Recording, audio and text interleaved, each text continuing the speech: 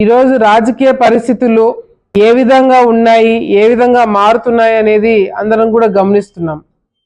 కానీ బాధాకరమైన విషయం ఏంటంటే ఈ రోజులలో మహిళలు అన్ని రంగాల్లో పోటాపడి గుర్తింపు తెచ్చుకోవాలంటే ఎంత కష్టపడాలా, ఎన్ని ఇబ్బందులు పడాలా, ఒక స్థాయికి రావాలంటే బాధలున్నా కష్టాలున్నా అన్ని కూడా భరించి ఈరోజు అన్ని రంగాల్లో కాంపిటేటివ్, ముఖ్యంగా రాజకీయాలు అనేది కంప్లీట్గా మేల్ డామినేటెడ్ ఫీల్డ్. అటువంటి రాజకీయాల్లో మహిళలు రావాలన్నా బయట సొసైటీ కావచ్చు, ఇంట్లో ఫ్యామిలీ కావచ్చు, అందరూ సపోర్ట్ చేస్తే గానీ మహిళలు బయటికి వచ్చి రాజకీయాలు చేయలేని పరిస్థితి. గతంలో మంత్రులుగా పనిచేసిన వాళ్ళు ఎన్నో సంవత్సరాల నుంచి రాజకీయ కుటుంబాలు వాళ్ళకి అవగాహన ఉంటుంది. కానీ వైసీపీ నాయకులు ఇంకా ఏ కాలంలో ఉన్నారు, పద్ధతులేంటి, అసలు వాళ్ళ ఆలోచన విధానం ఏంటి అనేది కూడా ఎవరికి అర్థం కాని పరిస్థితి. సొంత చెల్లెళ్ళు మీద సోషల్ మీడియాలో అడ్డదిడ్డంగా రాపిచ్చే సంస్కృతి ఎట్లా మొదలైంది, అసలు ఆ ఆలోచన ఎట్లా వస్తుంది? సొంత కుటుంబ సభ్యుల మీద మహిళల గురించి రాపించాల్సిన కర్మ ఏం పట్టిందనేది గతంలో మేము అందరం కూడా అనుకున్నాం.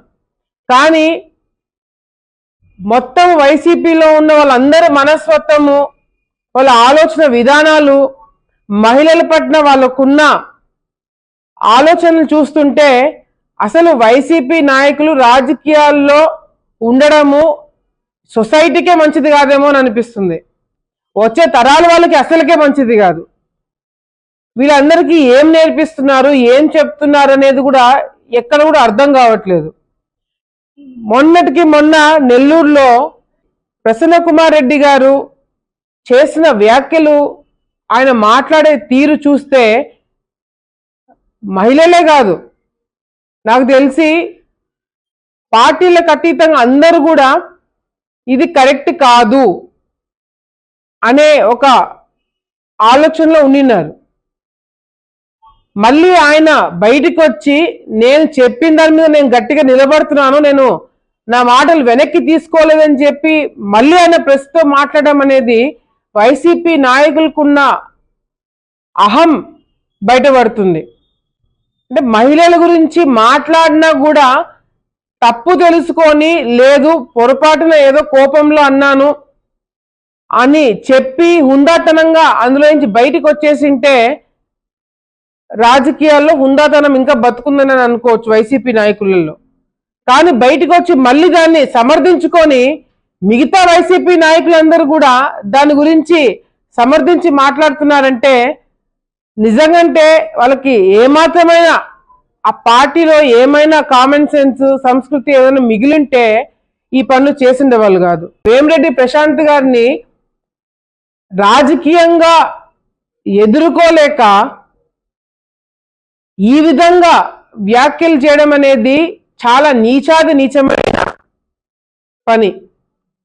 అంటే మహిళల్ని రాజకీయంగా ఎదుర్కోలేని వాళ్ళు,